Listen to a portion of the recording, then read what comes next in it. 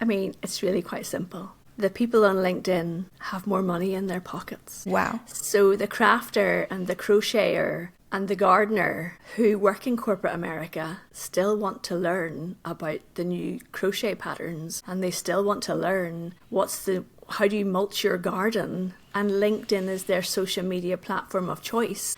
And we're scrolling on our phones through Instagram. At the end of the day, these people are scrolling through their social media, but they're only on LinkedIn. Louise, welcome to the Blogger Genius. Thank you so much, Jillian. I feel like I am in my happy space because I love to write and I love blogging. Wonderful, wonderful. Well, I want to pick your brain about content creation today. But Yes. before I do that, would you share briefly your entrepreneurial journey and where you are today? Yes. So I come from an entrepreneurial family. My dad had his own business, but I went into a corporate career. He always said to me, never work for yourself. Go to get a job, get a good job, get paid, and leave your work at work. But when I had my 3 kids, I went part-time in my career. I was an IT project manager. And the long story short is that I was not able to progress any further in that role unless I went back full-time. So I needed to start looking for a way to continue my ambition and my career path for myself. And I started thinking, what can I do? I actually opened a craft shop initially. Wow. That was my first thing, yeah. It was a disaster. I'm not even a crafter. So that was the first warning sign. But I knew as an entrepreneur, had an entrepreneurial spirit. And my sister is I have 2 sisters who are very crafty and very arty. And my younger sister was brilliant at doing card design. So we opened a card making and scrapbooking business online, and then I opened a retail shop. Wow. And I spent all of the money hiring staff to cover when I was either with my small children or in my part-time job, or spent all the money on buying in new products because customers used to come in and say, oh, we want this, we want that. So I'd just buy it for them because I didn't really know I was doing. An economics development officer came out from my local council. So over here, we have a lot of support for small businesses. And she sat down with me and she said, after about 5 minutes, Louise, could I be honest with you? And I said, please do, because I was really struggling. She said, this is not really a business. You're not making money. You're not paying yourself. You're kind of killing yourself trying to juggle 3 small children, a part-time job, and this shop. But you seem to know what you're doing in terms of online marketing and social media. And this was back in 2013 when most people didn't really know how to use social media. And she says, I have lots and lots of clients, small business owners, who have no idea how to do Facebook. And you do, and you have this IT background. I think you could help other small businesses with this. My friend who runs a local Pilates class, and I said, could I create you a Facebook page? And she's like, yes, of course, do what you want. And she loved it. And she started to get people interested in her Pilates because of it. And I thought, there's something to this. So I worked on it for 2 years while still in the part-time job that I couldn't progress any further with, and all my little kids. And after 2 years, my husband and I had a really honest conversation about what I was doing. And I was having a tough time at work. And he said, Louise, you've shown it can work. People are interested in this. He says, it's time to quit that job. So I literally handed my notice in and launched my social media business literally that week. Quick, can I pause you for a second? Because Yes. so much of what you said resonates. And I say this a bunch to my listeners. When somebody comes in from the outside world and gives you information where they have no vested interest, the Yes. woman who came and said, hey, this isn't a real business, and you were like, to pay attention when people do that there's information a lot of times in that, and that you were honest with yourself and had to say, this isn't a real business. And I talk to so many people who want to start businesses, but at the end of the day, they're not running real businesses because there's no money coming in. They're working so hard. Yeah. People will call it like a jobby, like a hobby that you pretend is a job. And you're exhausted. But you feel like you can't give it up because this is your identity. But at the end of the day, I'm always about being really honest with yourself to say, hey, is this working? Should I keep going? And if not, are there ways I could pivot? Yes. Where I'm listening to what people are telling me. You didn't necessarily think about being a social media manager, creator.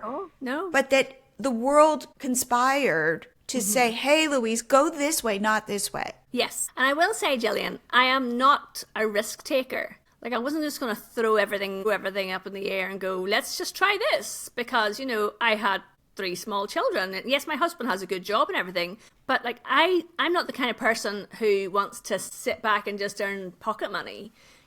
I have a lot of ambition for myself. So this is this was 10 years ago. And it was really funny because when I quit my job, the health service, who was my project manager for, they were the first people that hired me. Wow. They literally hired me back in to come and teach some of the directors how to use Facebook. It was so funny. And I thought, well, there's your sign. And right now, with the world, with AI exploding.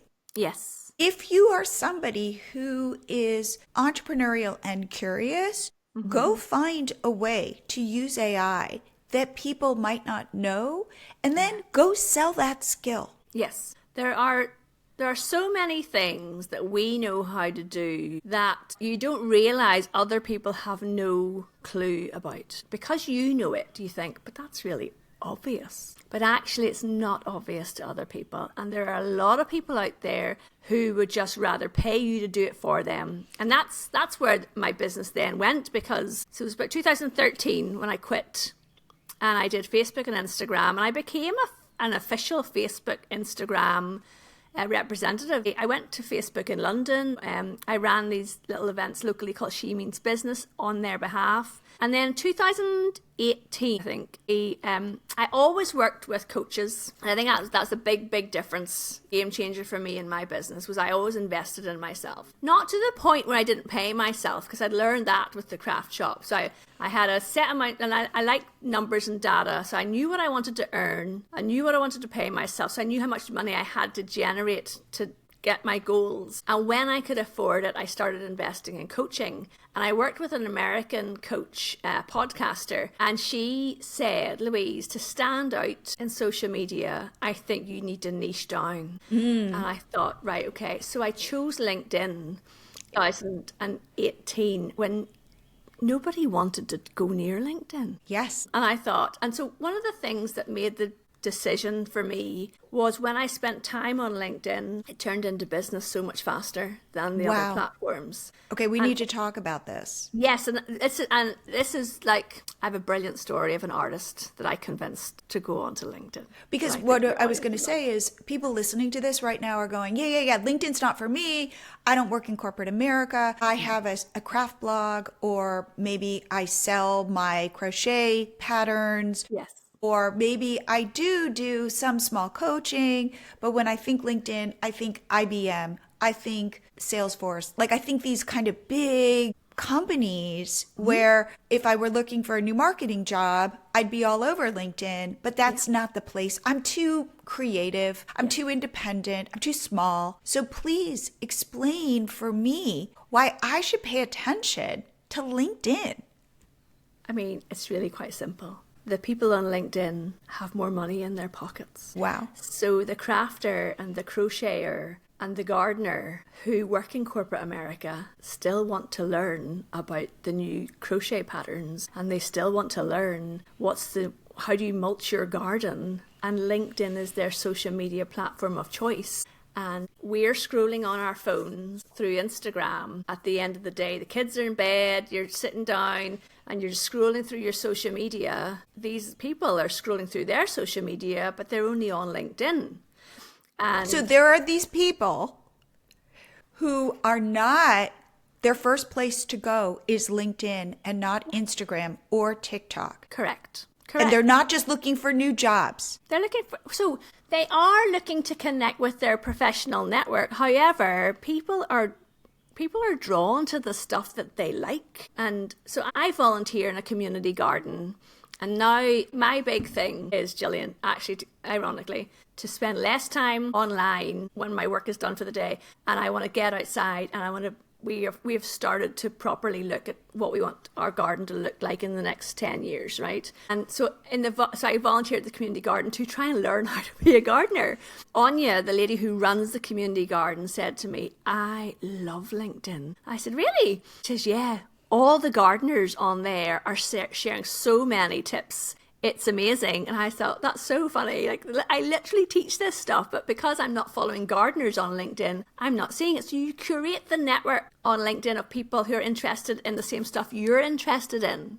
And can I share a little story about an artist that had amazing success on LinkedIn? Please. Okay. So just before the pandemic and the lockdown, it was at January or February 2020, I was invited to come and speak to a women's group in a town near me in Northern Ireland. And there was about 20 women there, and it was lovely. It was like an evening event, and, you know, we had teas and coffees and scones, the way you do in like small town Ireland. It was lovely. It was a lovely sociable event. And I was there to talk about LinkedIn.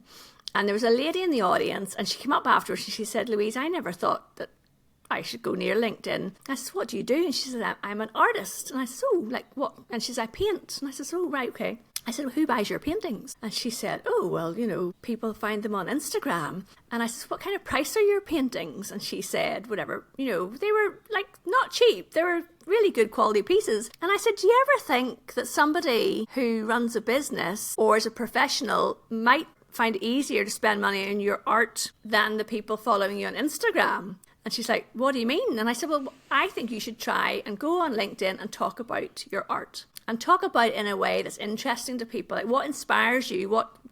Where did this idea for this painting come about? And people can follow along with you. So then the pandemic happened, and a year later, so I didn't see her because nobody's out and about moving around networking. And a year later, I was hosting, so I'm a small business champion here in the UK. So I do a lot of free stuff and support small businesses. And I said, I want to do a small business Saturday live stream, and I want to interview 25 small business owners from across Northern Ireland, and they can come on and talk for 5 minutes about their business. So I said to her, would you like to come along and talk? And she said, I'd love to come. And she said it was like a 4-hour long live stream of 20. It was a beautiful, I loved it. It was exhausting, but it was brilliant. And she said, Louise, you changed my life. And I was like, oh my goodness, that's a bit kind of extreme. And she said, so I did what you said. I started going on LinkedIn. I started connecting with people who like art. She says, I can't keep up with the demand. So she would come on and she would talk about her ideas, and then she would show the painting and say what was the inspiration behind the painting. And business owners and people with money started to say, well, how can I get one of these paintings? And so, Jillian, it didn't even stop there. She then got picked up by a journalist who asked would she like to be featured in Vogue for her art. So there are people, not only are there people with money on LinkedIn, there are also people journalists, podcasters, people who are interested in hearing your story. So it's how you show up on LinkedIn talking about the things you're passionate about. You will find the people on there who are interested in what you're doing. She ended up in Vogue. Wow, let's talk strategy. Yes. I know that LinkedIn pivoted maybe a couple of years ago to say, we're not just a networking platform, we are a content platform. Yes. Therefore, if I am, let's say, a food blogger, let's say I am an artist, let's say I am somebody who does not see him or herself on LinkedIn, give me your basic strategy of how best to show up. And my question is things like static posts, things like just text, things like going live, things like short form video, like a reel, things like a series of content. And then I'm going to throw something else, like how often do I need to be there and how long until I would potentially start seeing results? That's a very long question with lots of moving parts. So please answer it how best you would tell somebody who knows nothing about LinkedIn how to get the biggest bang for their buck. Yes. So there's another lady who's actually, I have a podcast called Raise Your Visibility Online, and there is an episode with a woman called Lois, Lois. She is a nutritionist, and I'm telling you, she posts pictures of her homemade granola on LinkedIn. And she gets hired by people who want to improve their diet and lifestyle and want to understand more about the food that they're eating. So there's a place for everybody to serve up their content. So the first thing you need to do is you have got to optimize your LinkedIn personal profile. Okay, bio. Yes. So when I see your profile, it should tell me who you are, what you do, and who you help. Okay, so I'm Louise Brogan. I'm a food blogger. I talk about how to get out of type 2 diabetes through nutrition, something like that, right? Because then the people who see that are like, oh, that's interesting to me. I'm going to click on that.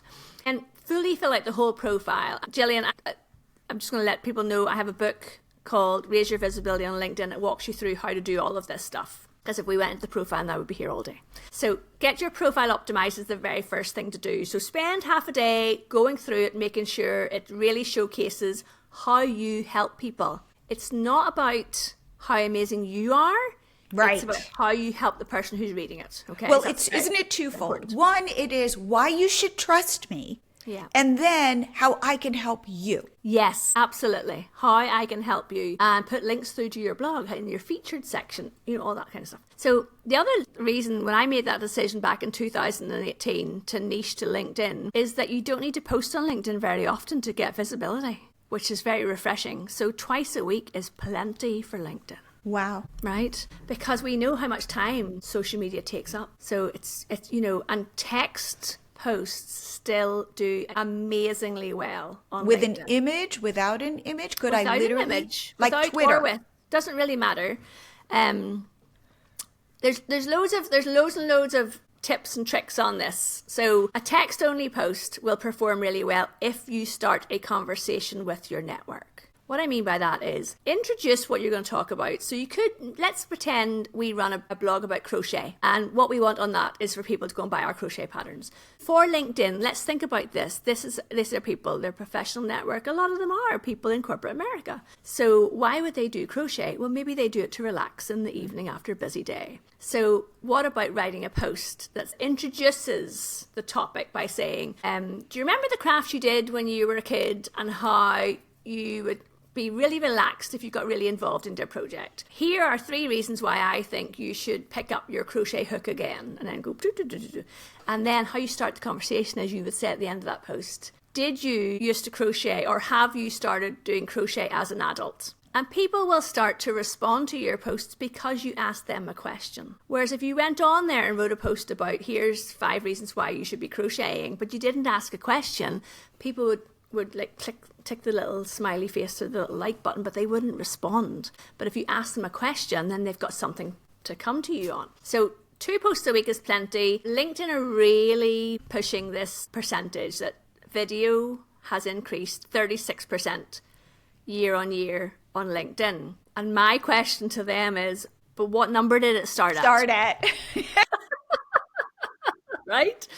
So, I mean, it's brilliant because we do video content with our clients for LinkedIn. I'm like, I'm all over this. I'm sharing the statistic everywhere. But actually, does that mean there's 1 billion accounts on LinkedIn? Does that mean 100,000 people are doing video and it's gone up 36%? Or are 5 million people? We don't really know that information. But they are really focused on it, and they are saying we are a content and video platform. They want people to put content and video on the platform. And the strategy behind that for LinkedIn, in my opinion, Jillian, is all of those people who are in corporate America, who are trying to build their professional networks, don't want to go to a platform that's boring. Those people want to look at interesting content.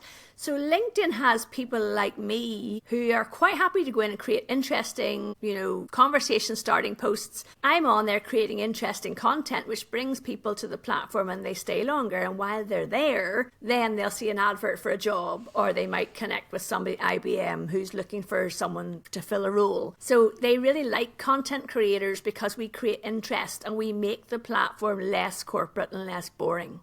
Interesting. Let's say you are doing the equivalent of creating a reel and putting the reel on LinkedIn. Can you put a link out to your services, to your podcast, or does LinkedIn go, don't do that? No. They don't like that. Keep people on the platform. Yes, so they don't like it. They really don't like you sending people linking off the out platform. But that's why your profile is so important.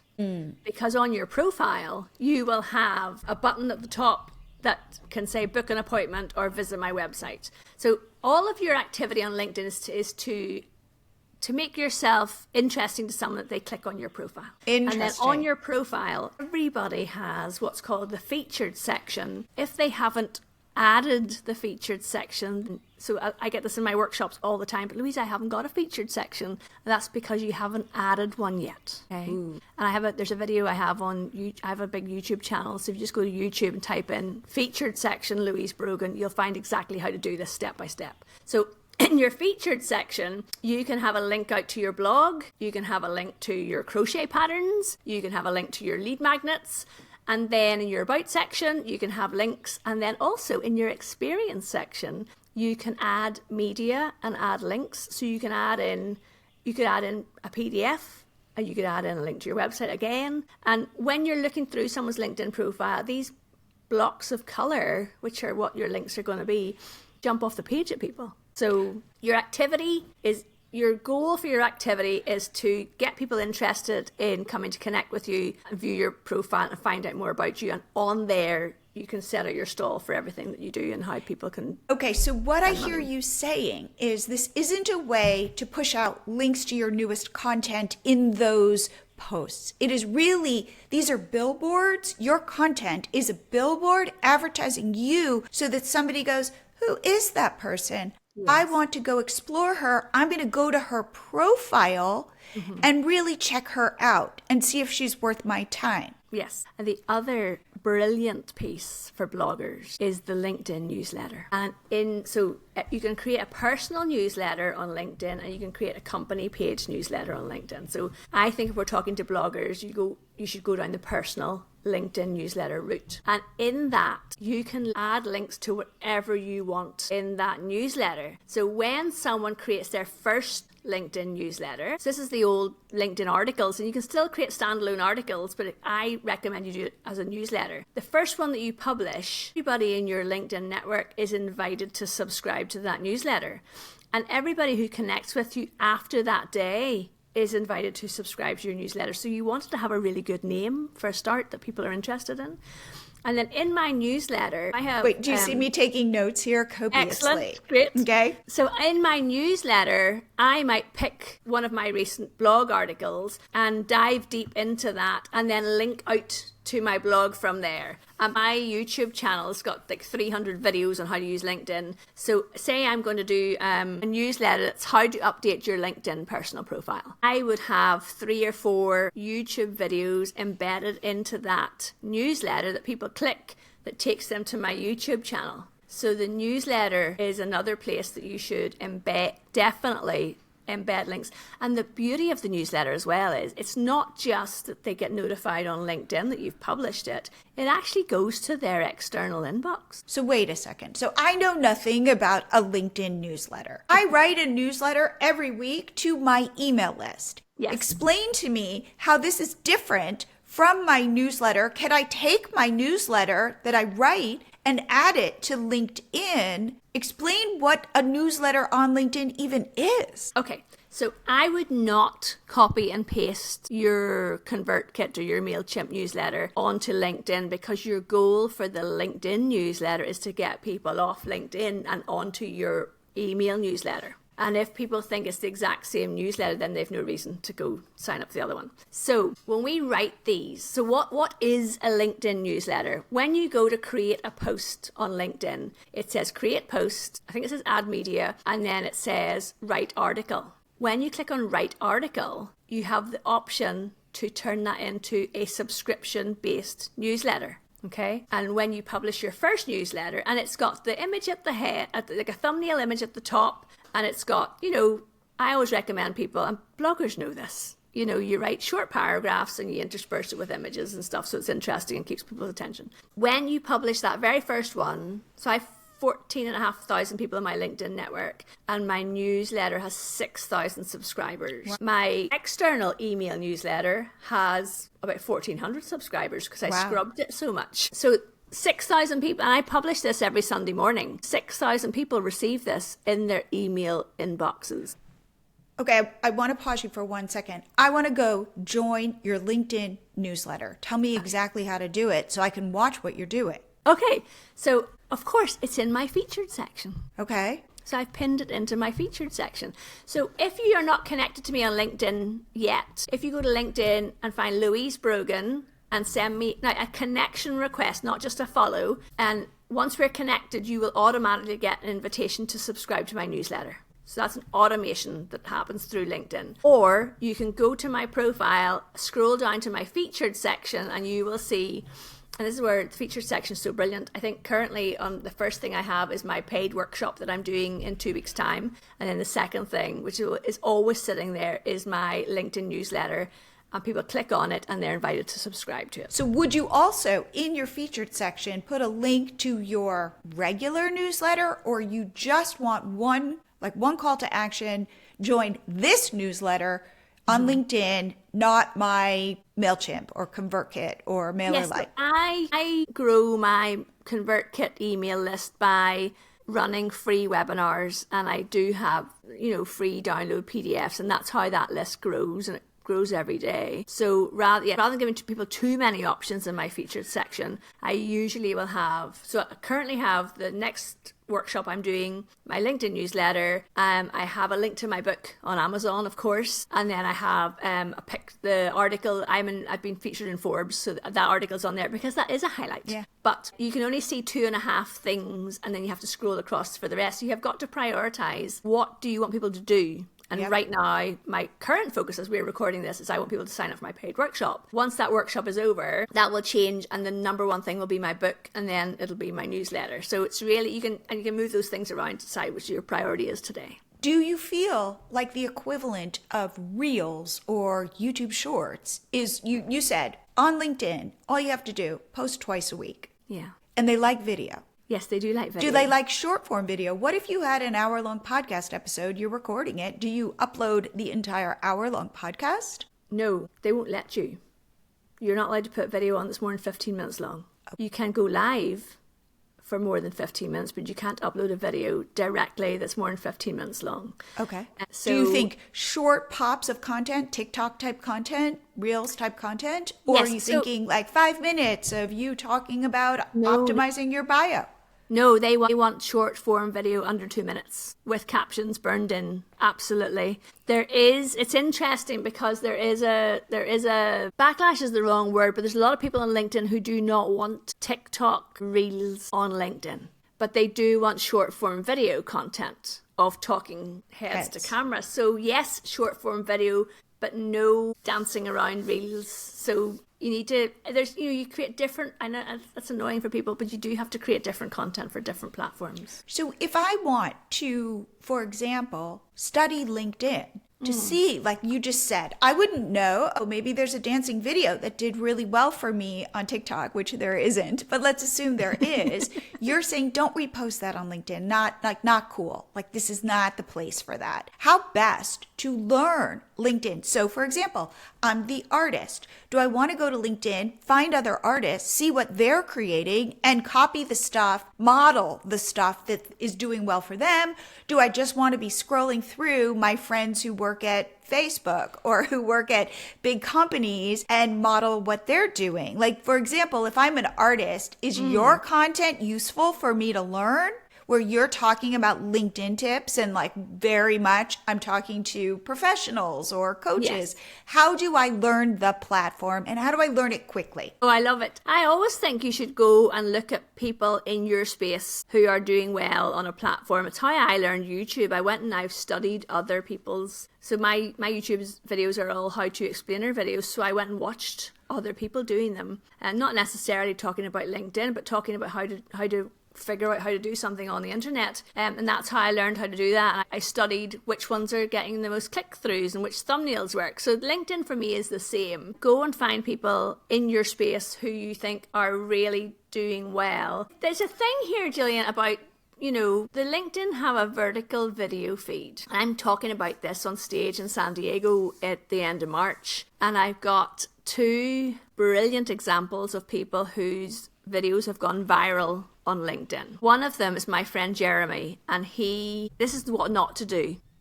Okay. He was in a hotel in London, and because of space saving in this hotel, when you opened your bathroom door, it could be repurposed as a door over the toilet and a door into the bathroom and the shower room, right? It sounds a bit odd, but he took a video of it, a 20-second video of it, and he posted it on LinkedIn. Now, Jeremy's business is as a copywriter and content writer, right?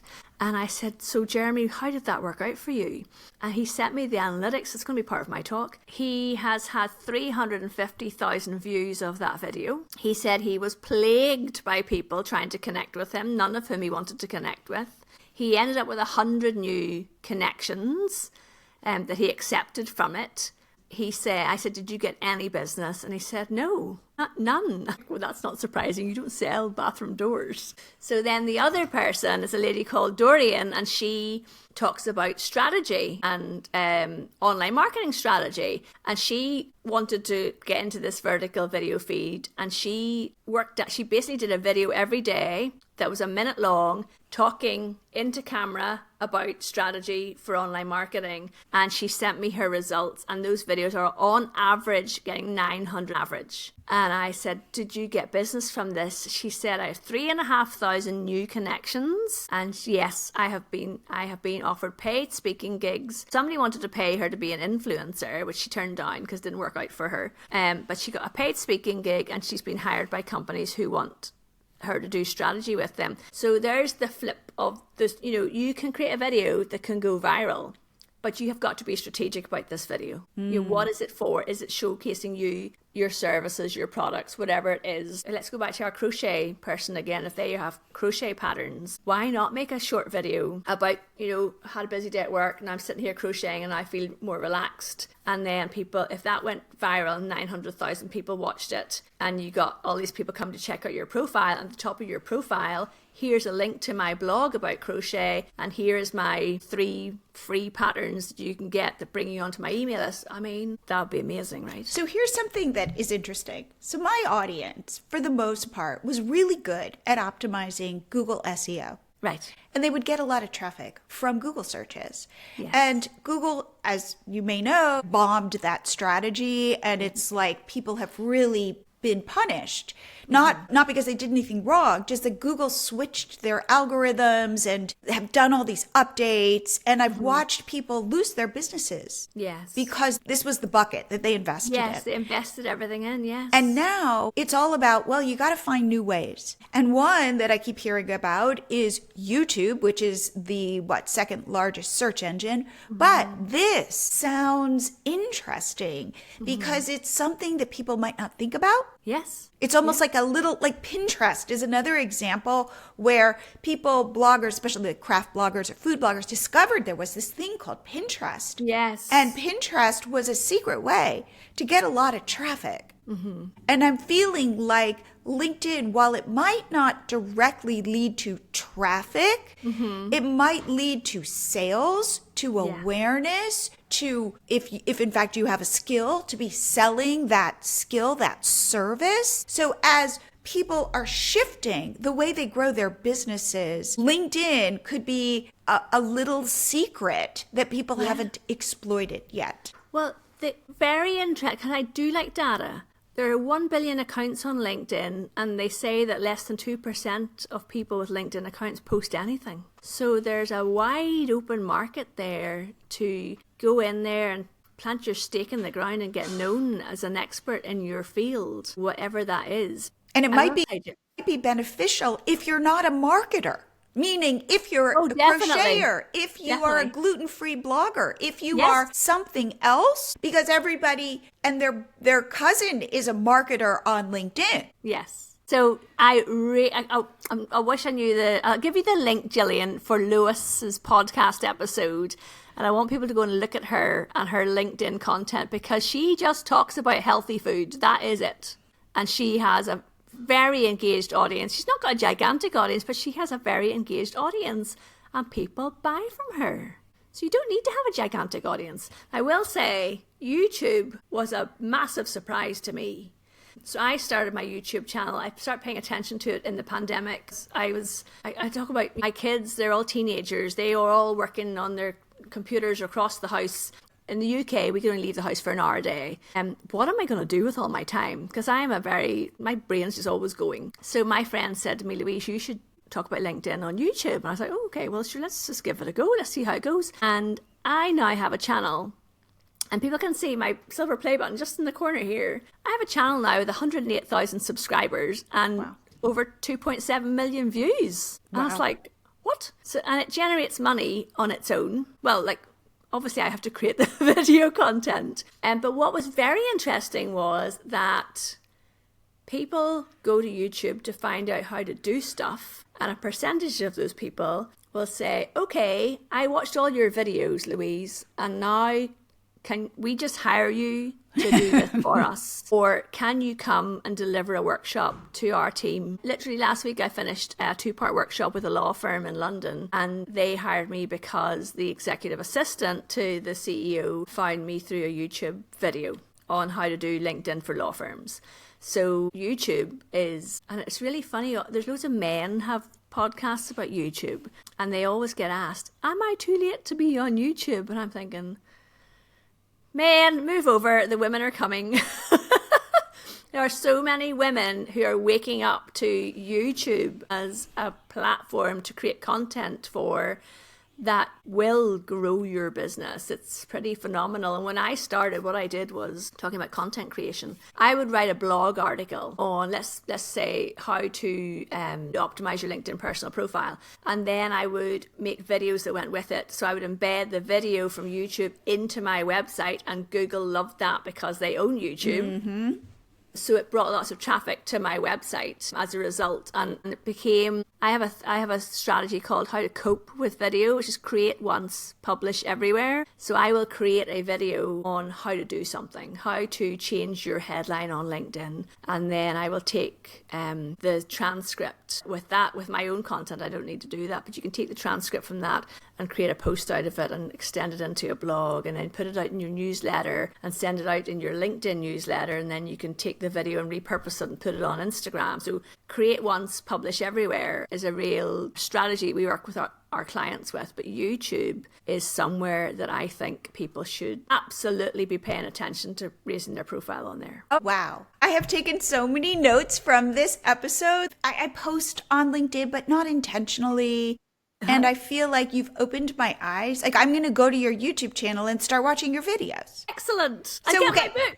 And get your book. So Louise, if people want to learn about your book, learn about what you do, watch your videos, where should they go? Or if they have questions, where should they go? So probably connecting with me on LinkedIn. But if they're not on LinkedIn, go to louisebrogan.com and they'll find all that stuff on there. And there's a podcast and YouTube channel called Raise Your Visibility Online. Well, this has been so much fun. And I'm going to be on your podcast very soon. Yes. So we'll get to continue the conversation. And I just have really, I love when I get a new guest on who's talking about something that I know something about, but not a lot.